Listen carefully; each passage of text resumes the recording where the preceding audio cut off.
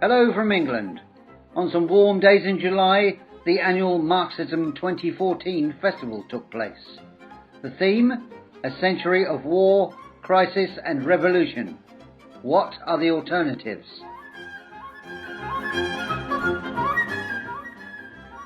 This was a 5-day event in a very fashionable part of London, hosted by the Socialist Workers' Party of Great Britain. It began with a well-attended rally at which there was a positive and excited mood in speeches from trade unionists and campaigners after a day when 1.4 million people had been striking. Around 200 debates, meetings, book launches and film showings were held to discuss a world in crisis and how to change it. 100 years on from the start of World War I, we still face brutal war and economic crisis. Speakers and activists from all over the globe were here to debate and discuss these issues. Many political questions were debated, from fighting fascism to ending racism, from how the First World War ended in revolution to what's happening in Ukraine today. Some of the debates were Trotsky and Trotskyism today, Marxist theory and crises, the nature of the current long depression, why do we celebrate the Russian Revolution, Leninism and revolution, and many others.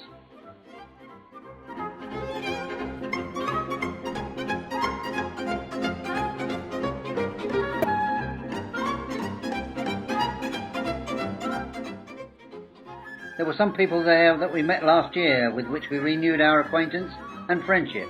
The opportunity arose to speak to a cross-section of the speakers and visitors to the festival.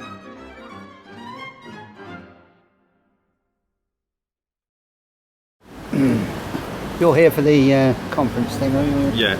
Yes. Which party do you belong to? The Socialist Workers' Party. Ah, and where are you from? Edinburgh. Edinburgh. Oh, very nice. Yeah. Where do all the people come from to visit here? Well, from all over Britain, from Yes. Ireland, and there's people come from Egypt as well, and from all different European countries as well. So it's from all over, really. Yes. Where do they all stay when they come? I think with a lot of their friends or comrades, or within just sort of surrounding hostels or wherever. I'm not sure. And they all pay for their own trips, do they? I think most of them. I'm not really sure. I'm not entirely sure about that. Right. Yes. Thank you. Do you come to this festival every year yet? Yes. Yeah.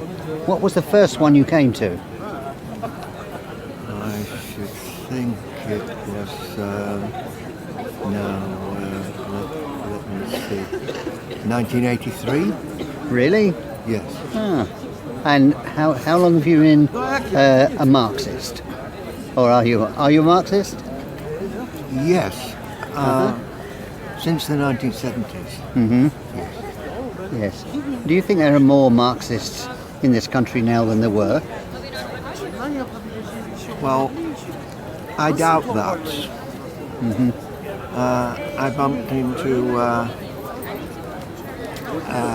former Communist Party member at the bus stop in Bradford, where I live. He was down from Glasgow, and he declared his allegiance to the CP.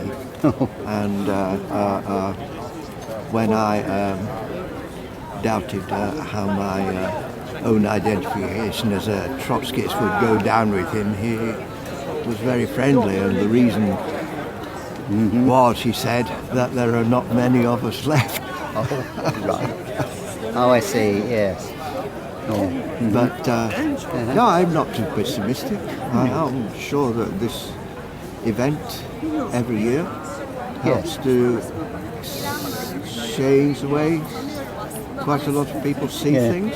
I see it's called A Century of War, Crisis and Revolution. Do you think that's a good title? Or?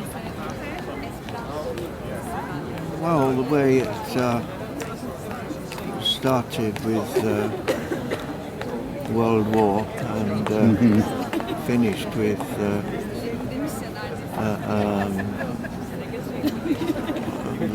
all of us paying for the bankers' failure. Yes. Doesn't hold it up in a very good light, does it? Not really. No. Right. Thank you very much indeed. Thank you. Ipswich in Suffolk. And have you come down with many other people? About 6 or 7 members of the Socialist Workers' Party. How long have you been a member of the Socialist Workers' Party? 5 years. Have you? How long have you been a Marxist? Ooh, a lot longer than that. Yes. Yes, as long as from very young. I'm 50 now, so probably 20s, in my 20s. And do you think that Marxism in this country is becoming more prevalent or not? Not at the moment. No? No. Unfortunately. And what do you think the reason is for that? Well, to discuss that now, I haven't got enough time to go into discussions about that now. There's so many different reasons why. Yeah. Why Marxism isn't going forward. I mean, we could spend hours and hours discussing the reasons why. Yeah. Right. Thank you very much. This festival is called the 1914 to 2014, A Century of Crisis and War and Revolution. Do you think that answers the question? Does it describe accurately the last century? Yes. And do you think this festival will go towards answering any questions to rectify it?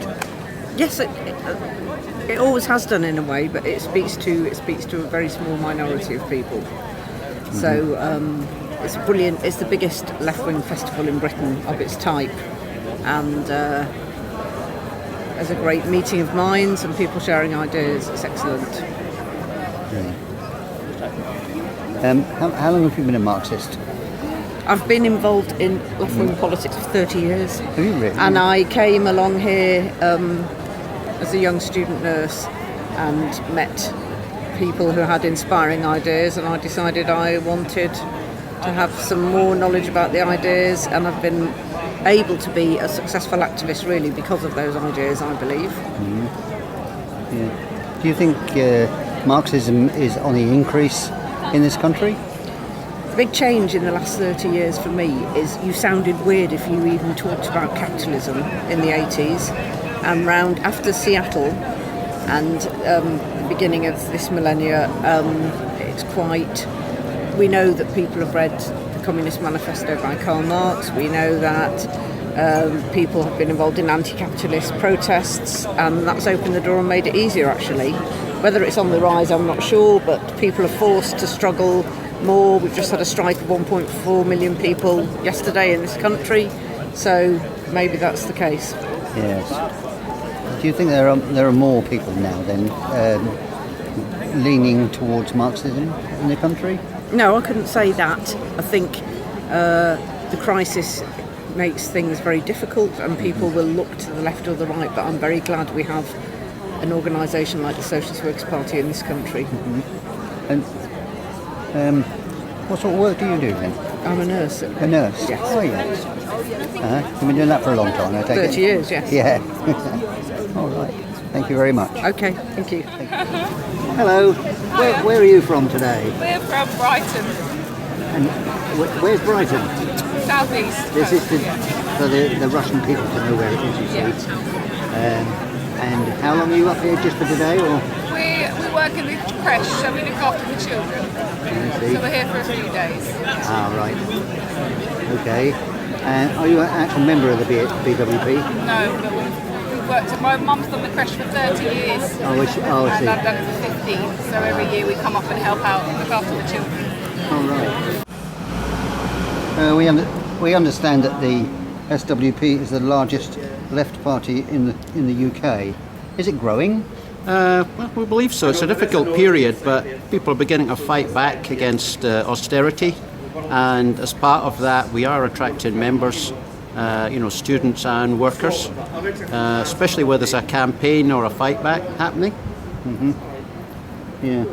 So it covers a wide spectrum of people then. Yeah, people from all sorts of backgrounds, many different types of work. You have firefighters, teachers, council workers, people who work in hospitals. So a wide range of workers, Joy. And do you have any famous people in your party? There are some well-known academics, Alex Kalinikos and people like that, and other well-known authors.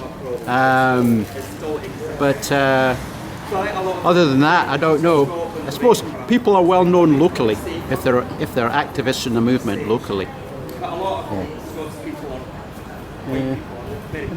Have the English national press been down?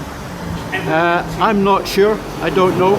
They may have been covering part of this because there are some big meetings happening. We cover all sorts of international topics. So some of the speakers would be well known. So some of the press might have been here. I don't know. Okay, thank you. And even the password of it for this conference has the word Marx in it, linked to the SWP. How important is it in your party to learn Marxism? It's very important to have a background in Marxism. Well, that includes Marx, Engels, Lenin, Trotsky, and other significant theorists as well. We have this every year, this event called Marxism, and in our local branches we have educational sessions where we talk about theory as well as the practical campaigns we're involved in. Does it take place just in your branch or in all the branches? Every branch has an educational session each week.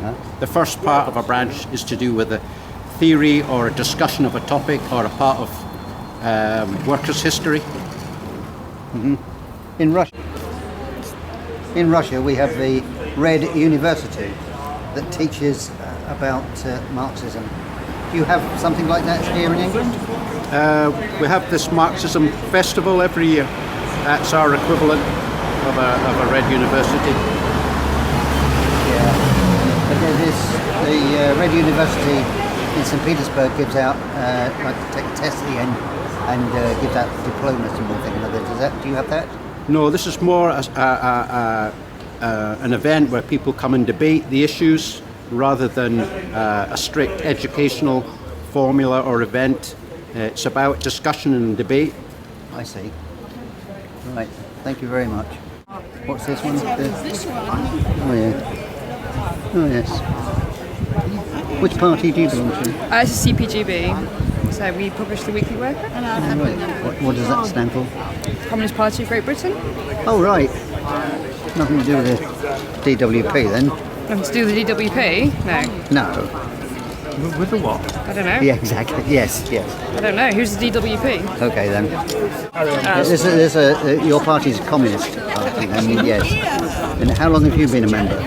I've been a member for 4 years, something. 4 years? 4 years. I was in the SWP before, and then I left the SWP Oh right. because they were extremely sectarian and anti-democratic. Really? Yes. And aggressive. Yes. Mean. all the good things then. All the good things. Yeah. Oh right. And were you here last year with your? Yeah, I've been coming here for a long, long time. So probably about 10 years. Yeah, we probably saw you here last year then. Maybe. Yep. Yes. Yep. What are you filming for, by the way? Crashing TV. Hello. Hello. What's this words on your T-shirt? It's Arabic for resistance. Resistance. Yeah? Yes. Oh right. Thank you. And you're here for this Marxism 2014 exhibition Yes. thing. Yes, and the title being A Century of War, Crisis and Revolution. And what are the alternatives? What are the alternatives? Well, we're talking about a century since the beginning of the First World War, and I think there are a lot of lessons to be learned there. Not the lessons that the Tory government is taking, which are a celebration of the start of one of the largest slaughters of working class people ever in the history of the world. But our lesson is how the First World War was brought to an end And the answer to that question is the revolution in Russia, 1917, and the revolution in Germany, where the soldiers refused to fight and forced an end to the war.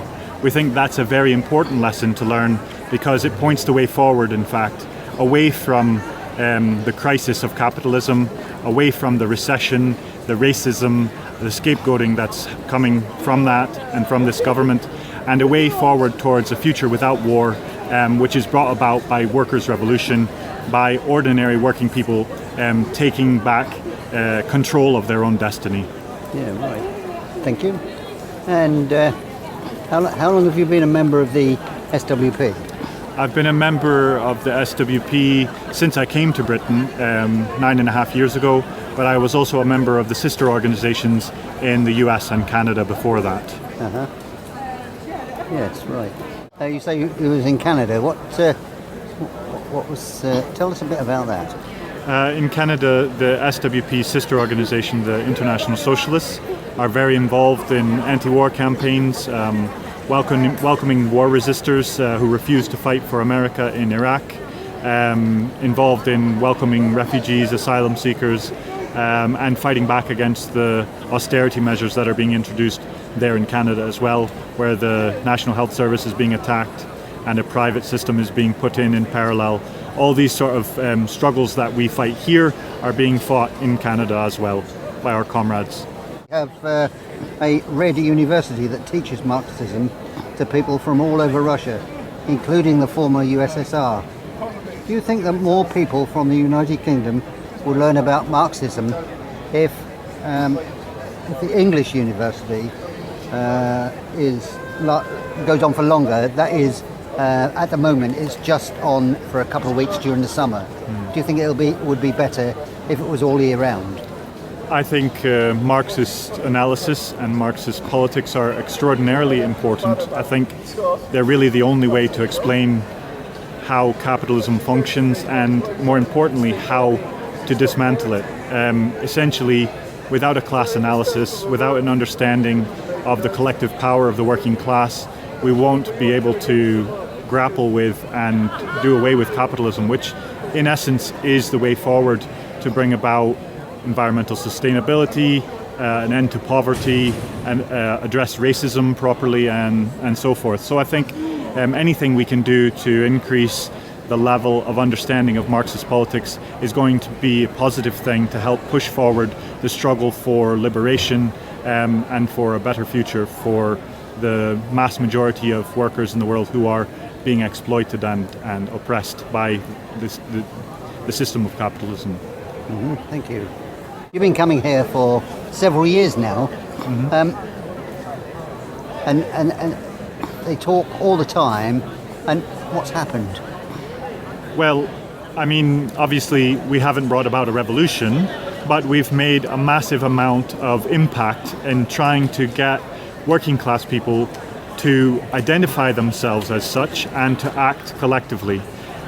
Whenever there is a strike ballot or whenever there is exploitation in the workplace, we are constantly fighting to try and get strike activity on and to try and broaden that trade unionism beyond the workplace, to politicize the organized working class, to encourage people to join trade unions, to get involved in a fight back, not just for their own terms and conditions, but against the wider austerity measures that this government is pushing through, to fight for public services, and to fight against imperialism, war, racism. So we have a very broad agenda, and I think we make a big influence beyond our numbers in Britain and in other countries for the clarity of our politics and the courageousness of the fighters that we have as part of our organization. I think, people can get frustrated about a lack of revolutionary situation coming about, but to me, the most promising situation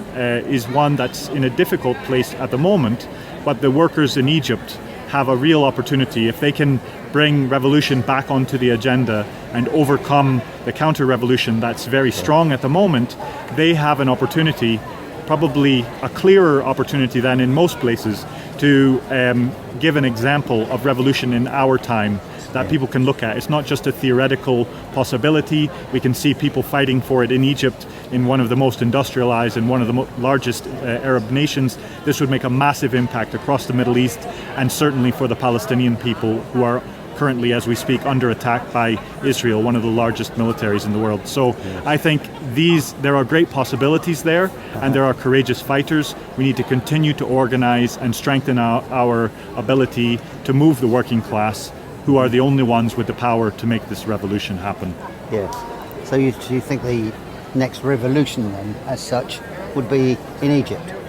I think it's the place where it's most likely the conditions are most likely. Yeah. If the revolution can recover from this surge of counter-revolution at the moment, the al-Sisi government and the military funding that America gives to Egypt to hold the people down, if they can get through this difficult period, there is a real opportunity that the workers could rise and take power, and that would be seen by America ending aid to Egypt, which has been uninterrupted throughout the process thus far. 3 years of struggle, America has always been behind the scenes funding the Egyptian military to keep the people down.